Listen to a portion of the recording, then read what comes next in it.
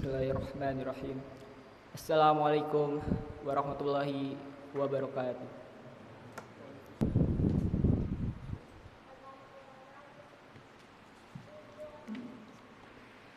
Innal hamdalillah nahmaduhu wa nasta'inuhu wa nastaghfiruh wa na'udzu billahi min shururi anfusina wa min sayyiati a'malina may yahdihillahu fala mudhillalah wa may yudlilhu fala hadiyalah.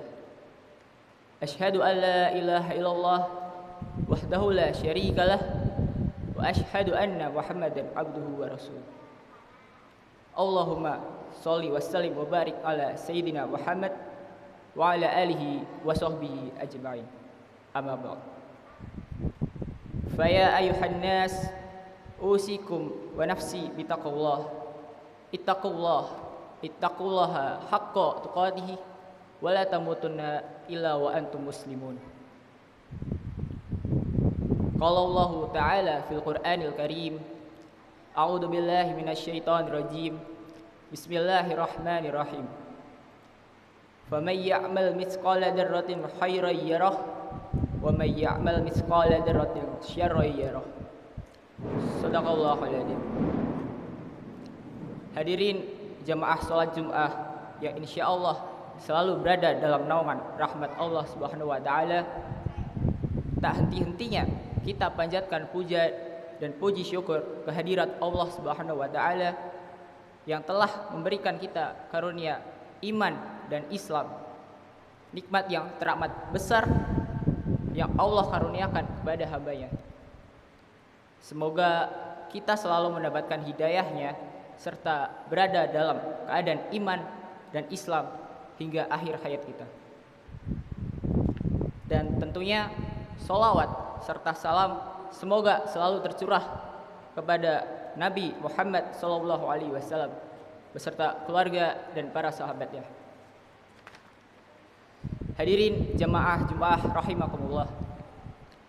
Jika ada orang yang ingin membangun sebuah rumah, maka tentunya ia juga harus memikirkan pondasi-pondasi apa, material-material apa yang ia gunakan untuk membangun rumah tersebut. Akan tetapi ada pula orang yang tidak memikirkan tentang pondasi, tidak memikirkan tentang material yang akan ia gunakan untuk membangun rumahnya. Alhasil rumah yang ia bangun sangatlah rapuh, yang bahkan jika terkena goncangan sedikit saja mungkin sudah ambruk. Di dalam hadis yang diriwayatkan oleh Imam Bukhari, Nabi Muhammad SAW bersabda, "Innamal a'malu binniyat wa innamal likulli imri'in ma nawa." Sesungguhnya setiap amal perbuatan itu tergantung pada niatnya, dan seseorang akan mendapatkan sesuai dengan apa yang ia niatkan. Faman kanat hijratuhu ilallahi wa rasulihi fa hijratuhu ilallahi wa rasulihi.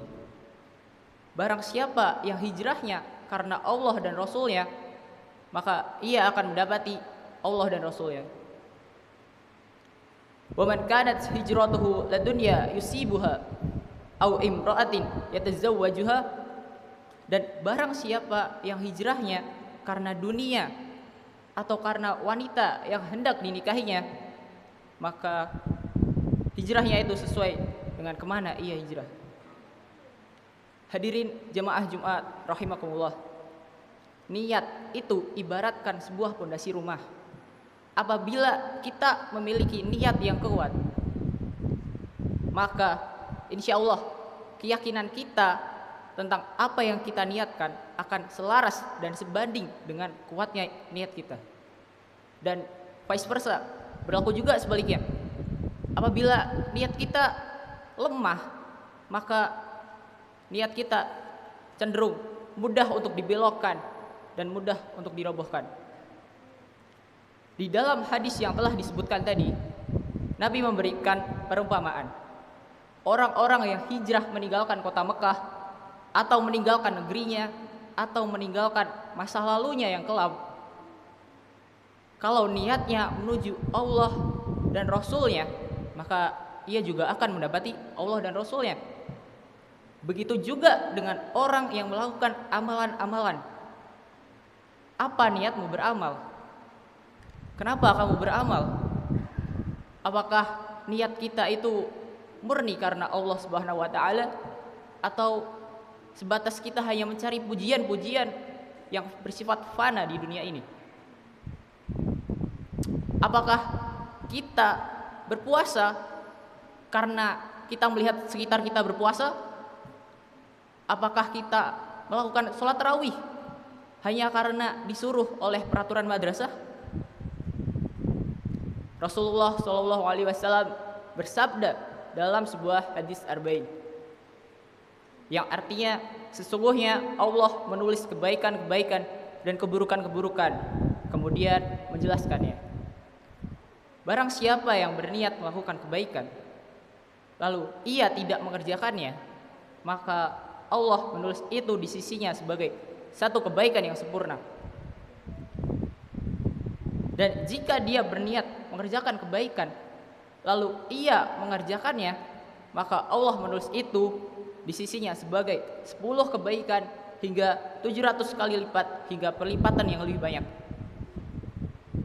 Jika dia berniat melakukan keburukan, lalu ia tidak mengerjakannya, maka Allah menulis itu di sisinya sebagai satu kebaikan yang sempurna juga. Dan jika dia berniat melakukan keburukan, lalu dia mengerjakannya, maka Allah menulis itu sebagai satu keburukan. Hadirin jemaah Jumat rahimakumullah, niat untuk melakukan hal-hal yang baik tidak harus melakukan sesuatu yang dirasa besar. Dimulai dari hal-hal yang kecil saja, kita dapat melakukan banyak hal yang baik.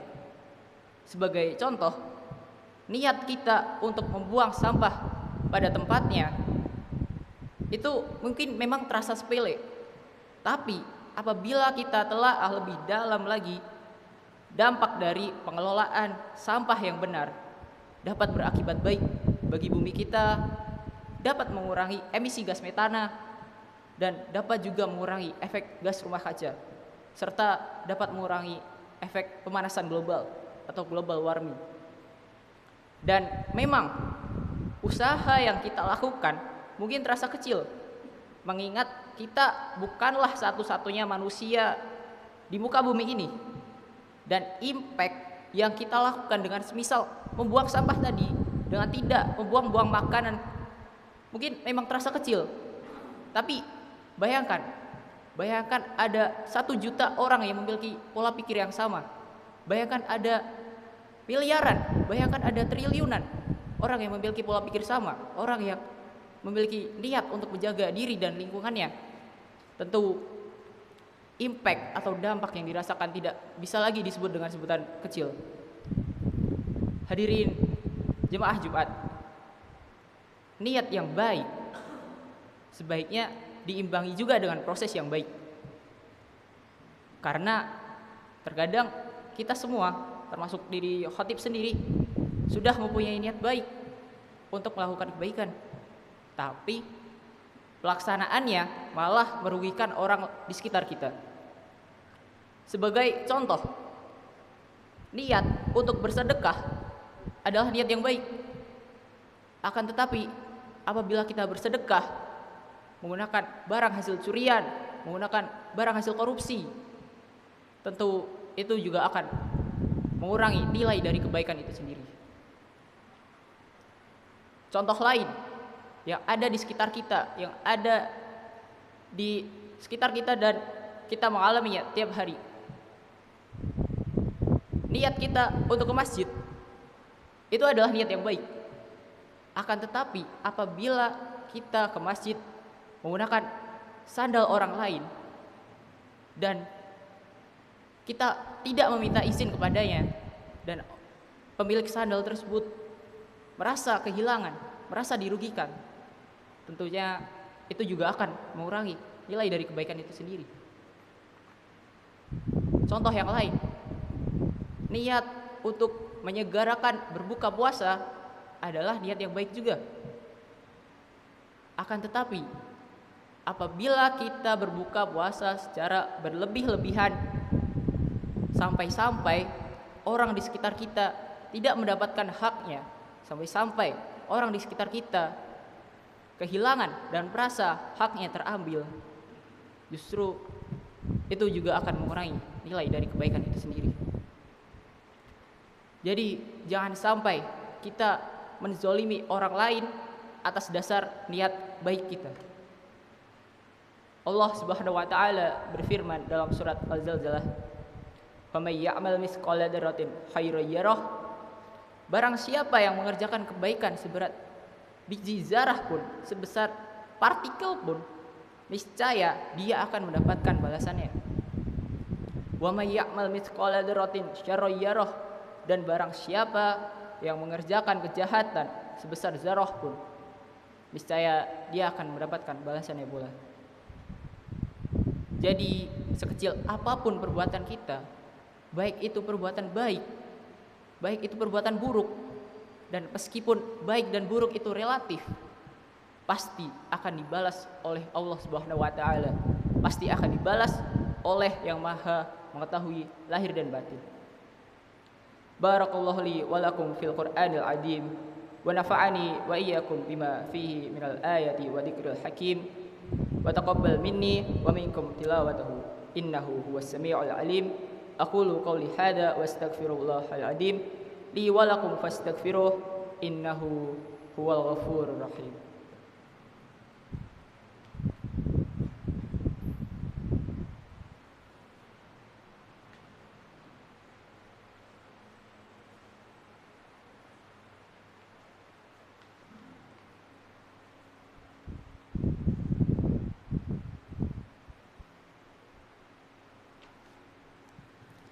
Alhamdulillah, alhamdulillahi rabbil alamin, wassalatu wassalamu ala rasulillah nabiyina Muhammad wa sahbihi wa man walah, wa ashhadu an la ilaha illallah wahdahu la syarikalah, wa ashhadu anna Muhammadan abduhu wa rasuluh.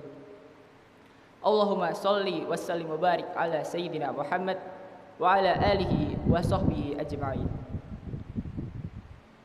Fa ya ibadallah, usikum wa nafsi bitaqwallah, faqad fazal muttaqun. Hadirin jamaah Jumat rahimakumullah.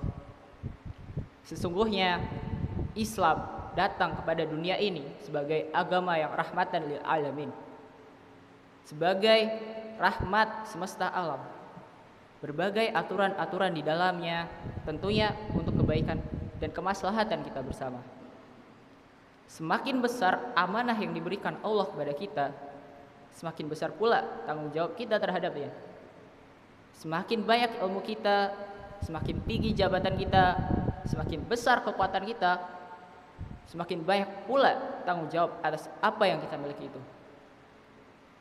Untuk apa kita gunakan ilmu yang kita miliki? Apakah untuk memperdaya yang lebih rendah ilmunya, atau justru untuk membantu sesama? Untuk apa jabatan yang kita miliki? Apakah untuk menindas yang lemah, atau malah justru untuk mengayominya? Semoga kita semua tidak termasuk ke dalam golongan orang yang semena-mena dengan apa yang diamanahkan kepadanya. Amin ya rabbal alamin. Inna Allaha wa malaikatahu yusholluna 'alan nabi. Ya ayyuhalladzina amanu shallu 'alaihi wa sallimu taslima. Allahumma shalli 'ala Muhammad wa 'ala ali Muhammad wa radhiyallahu ta'ala an kulli sahabati Rasulillah ajma'in. Allahumma ighfir lil muslimina wal muslimat wal mu'minina wal mu'minat al ahya'i minhum wal amwat. Innaka antas samiu qaribun mujibud da'wat wa ya qadiyal hajat. Allahumma arinal haqqa haqqan warzuqna ittiba'ah wa arinal batila batila warzuqna ijtinabah. Rabbana hab lana min azwajina wa dhurriyyatina qurrata a'yun waj'alna lil muttaqina imama. Rabbana la tuzigh qulubana ba'da idh hadaitana wa hab lana min ladunka rahmah innaka antal wahhab. Rabbana dhalamna anfusana wa illam taghfir lana wa tarhamna lanakunanna minal khasirin. Rabbana atina fid dunya hasanah wa fil akhirati hasanah wa qina adzabannar. Subhana rabbika rabbil izzati amma yasifun wa salamun alal mursalin Walhamdulillahirabbil alamin. Ibadallah, innallaha ya'muru bil adli wal ihsan wa ita'i dzil qurba wa yanha 'anil fahsya'i wal munkari wal baghi ya'idukum la'allakum tadhakkarun. Fadhkurullahal 'azim yadhkurkum wa la dzikrullahil akbar. Aqimus shalah.